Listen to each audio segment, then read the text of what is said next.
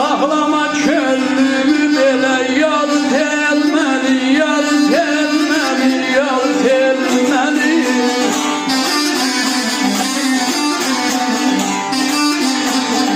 Sözler Ayxuda da səbri sağ olan, əllərini arımasın. Sözler Elman müəllim özdə ilxıçını deyib, həmşəhrimiz, gözəl şairimiz gözəl şeir yazır.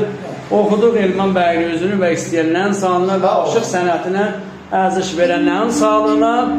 Gözəl şeirdir, dedim bir oxuyun bunu təqdim edeyim dostlarımıza, bu musiqiyə qulaq asanlara və baxanlara. Öldürmək istəsən saçından asla, aparsın dünyadan bari telməni. İncitmə canlı qəm adlı pasla, saxlama könlünün yarı telməni.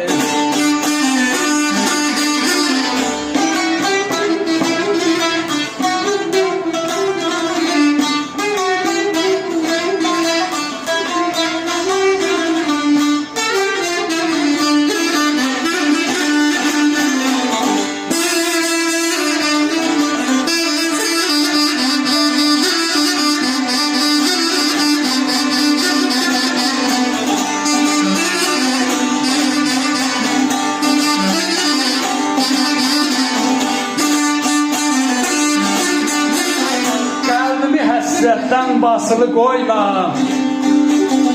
köksümə zay olmuş hasılı qoyma, gözümü yollardan asılı qoyma, gəl qıyma ağlasın zarı telməni.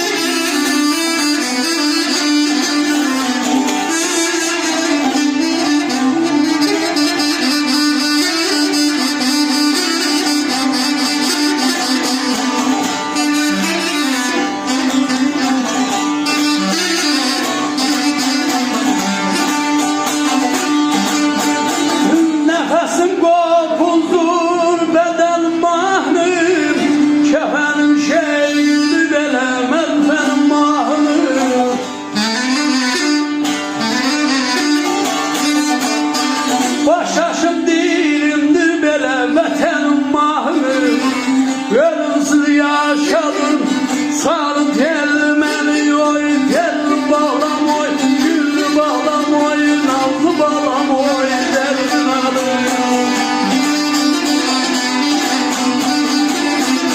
Ölümsüz yaşadır belə sarı telməni, sarı telməni.